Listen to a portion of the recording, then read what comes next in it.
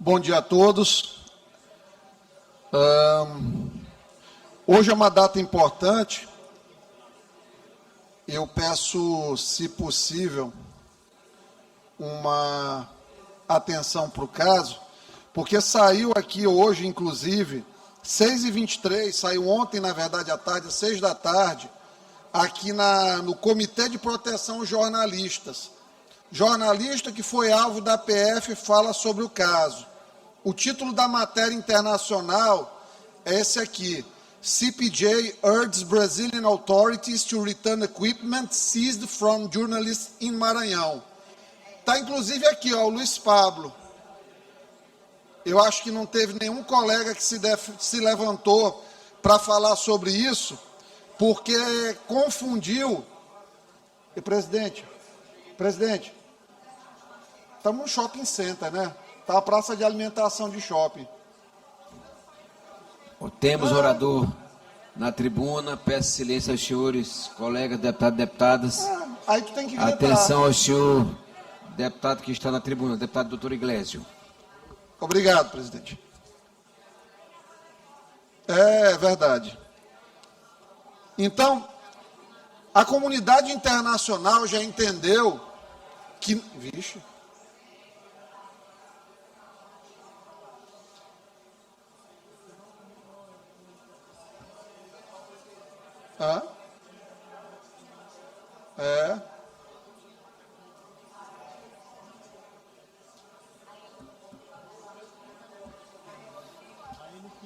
Senhor deputado Iglesias, pois não? Deputado, eu peço outra vez aqui atenção ao colega que está na tribuna, que está incomodado, que você possa dar ele quer expressar a opinião e quer que os colegas escutem. Não, nem precisa. Apesar que esse parlamento é um parlamento livre. Presidente, nem precisa. Uma palavra, escutar. deputado doutor Iglesio. É porque realmente está parecendo uma feira aqui, a Assembleia, de uns tempos para cá. Está estranho, infelizmente. Então, nós estamos aqui perante assuntos muito sérios, mas o pessoal às vezes pensa que não é. Até o ponto que chega na sua cidade, chega no município em que tem base eleitoral, aí depois está achando que é perseguido.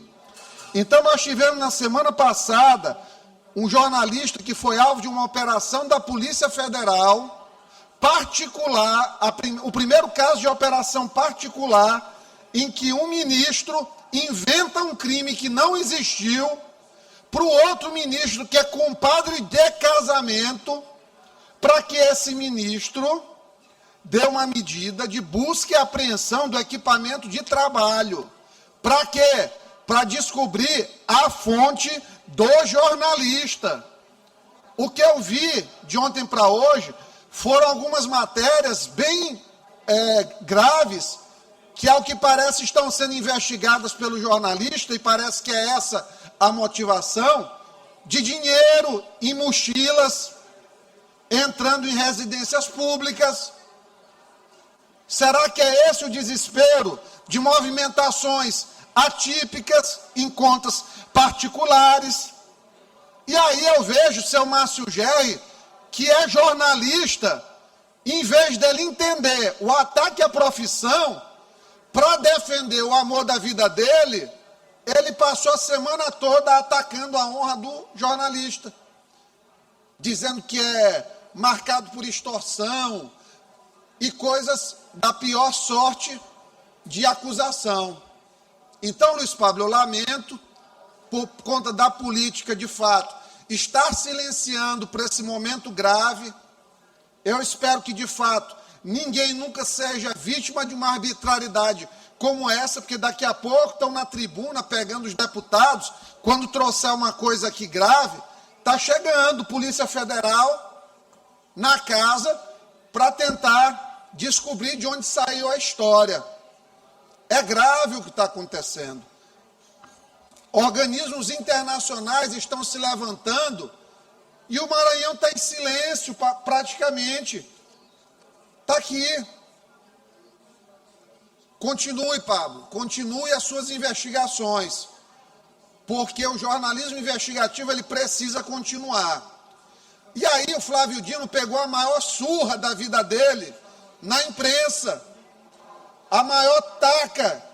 Ele foi de queridinho, a pária. Ele que tenta fazer o populismo judiciário para se viabilizar presidente, como disse muito bem o deputado federal Hildo Rocha em Brasília, ele trata de emendas, mas não investiga quando a denúncia é contra os amigos dele, aqui em São José de Ribamar. Ele tenta legislar contra penduricalhos, mas anda de SW4, e a esposa está no gabinete parlamentar sem trabalhar, morando em São Luís. Ele trouxe essa semana a situação da compulsória, fazendo um contorcionismo, enganando a imprensa, dizendo que tinha acabado com a aposentadoria compulsória dos juízes, quando ele tratou de um caso.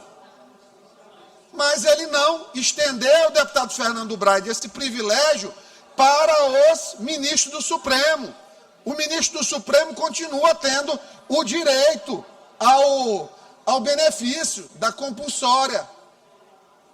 Vai continuar recebendo, eles não são atingidos, até porque eles se acham inatingíveis.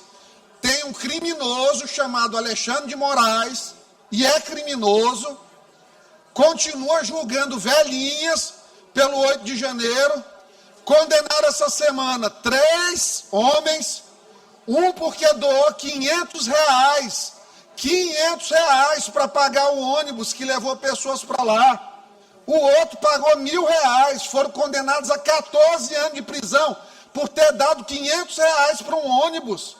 E aí esses bandidos estão soltos lá no Supremo.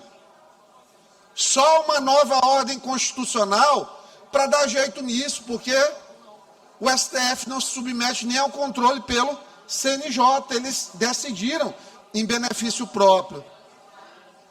Os comunistas são assim. Eles chegam aqui defendendo a delegada, agora, e eu acho válido. Mas nunca teve um comunista para defender quando a Maura Jorge foi humilhada, proibida de falar no palanque em Lago da Pedra, deputada Fabiana. Nunca teve um comunista aqui defendendo a deputada Mical, quando ela foi chamada dos piores adjetivos possíveis no WhatsApp, numa conversa de um aliado aqui na casa.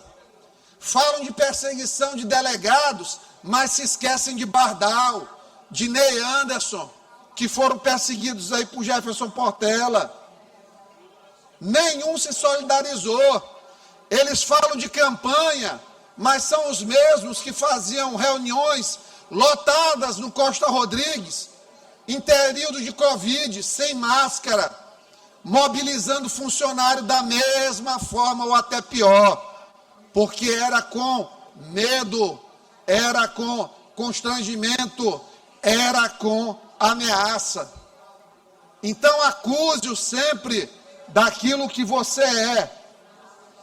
Compare o que eles fazem sempre com aquilo que você já faz. E aí se tem, tranquilamente, o mote comunista.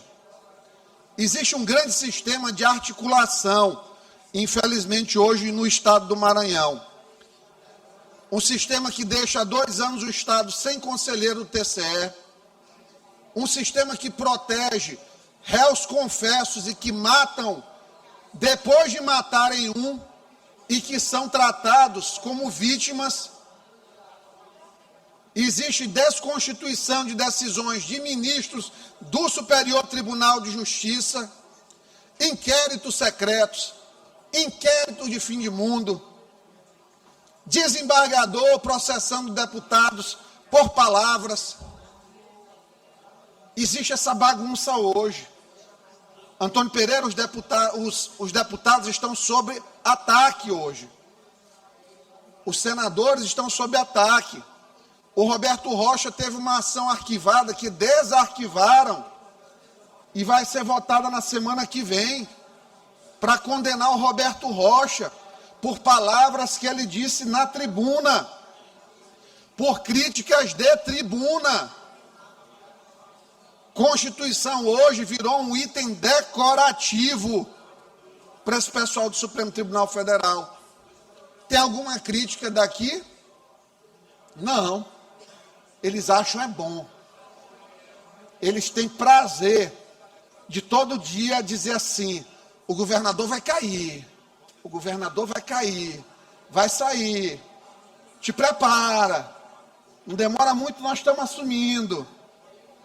É isso aqui o dia a dia, e vai ser assim até o dia da eleição. Tudo que estão criticando, todas as centenas de ações que provavelmente irão entrar durante a eleição e após dela, é tudo aquilo que eles sempre fizeram. Porque o Flávio Dino, ele dizia assim: arrumem o dinheiro, gente, para fazer a campanha. E o Hildo foi muito precioso quando ele disse: o desespero do Flávio com o Maranhão é porque ele quer ser candidato em 2030 e ele precisa de uma máquina para bancar o Globo, a Folha de São Paulo, a Carta Capital, o Metrópolis. Todos esses veículos ele necessita para fazer essa blindagem de imagem que ele tanto deseja. Então, lamentavelmente, hoje, eles atacam um jornalista, amanhã eles atacam outro, aí eles atacam um veículo maior, eles estão cerceando a liberdade de um veículo de imprensa. E aí a população vai ficando com medo de falar, porque se a imprensa está sendo calada, imagina o cidadão comum no momento de dar sua opinião. É uma coisa muito séria. E eu não poderia deixar aqui de falar também, presidente, ontem nós tivemos, para você ver como é, nós tivemos uma audiência na Federação Maranhense, da Federação Maranhense de Futebol, da intervenção. O ministro Flávio Dino tinha dado uma decisão, porque até em futebol ele se mete, para cair, até o dia 30, uma decisão aqui de uma audiência de conciliação. Eu fui para a audiência munido da máxima boa vontade. Cheguei às 9 horas, a audiência começou às 9h20, até 10h30, o juiz Douglas, que estava presidindo a audiência, fazendo preâmbulo. Até 2h15, essa audiência que 60% do tempo, ou 70%, foram ocupados, esse tempo todo foi ocupado pela fala do juiz, sem coisa nenhuma, Braulio. Quando deu 2h15, que eu tive que operar em um hospital, que já estava finalizando, a audiência que estava para ser até o dia 31 de março, que o ex-governador e agora ministro do Supremo disse que era até 31 de março, o Douglas conseguiu botar para 26 de maio, daqui a mais de 2 meses. Então, 26 de maio, não vai ter consenso na audiência, ele vai subir para o Flávio Dino, a intervenção vai continuar. Se tiver alguma decisão, vai precisar de 2 a 3 meses para fazer a eleição. Então, nessa brincadeira, ele vai conseguir garantir mais de 1 ano para a pessoa indicada por ele para a Federação Maranhense de Futebol. Não sei se para tentar beneficiar eventualmente numa eleição, não sei se para fazer o sucessor que eles desejam, que eu já soube que tem gente aí do PCdoB que está, esperando, só amolando a faca. Eu sei que, infelizmente, esse pessoal, no judiciário, eles conseguiram, em praticamente todas as entranhas, eles estarem lá, colocados de alguma maneira para que os interesses sejam alimentados. Eu fico perguntando até quando o Maranhão não vai entender isso. Às vezes muita gente me pergunta assim: Paz, como é que tu é de direita e está aqui com o governador Brandão? Porque ele no meu estado, porque eu estou prevendo o futuro. Lula já é passado. Lula vai perder, Pereira, a eleição em outubro. E vai ser removido da história. vai ficar Flávio Dino, querendo ser presidente da República. Então, a grande coisa é eliminar a força de Flávio Dino agora, porque ele não era para estar fazendo política. O errado não sou eu por combater. O errado é ele por se posicionar e usar o STF de maneira descarada para se proteger e para aparecer, para tentar criar uma imagem de combatente de privilégios, de reformador da ordem nacional. E não é. É só ver o que foi o Maranhão, operações da Polícia Federal na saúde, denúncias na Secretaria de Segurança Pública, um legado educacional que não avançou praticamente nada. O retrato da propaganda institucional, como os grandes líderes, Stalin, Mussolini, Hitler, sempre fazendo propaganda com autoelogio. E, infelizmente, nós não podemos deixar esse modelo retornar. Porque por problemas que o governo eventualmente tenha, nem se compara ao que nós tínhamos há 5 anos atrás. Perseguição em plenário, ameaças aqui de líder de governo.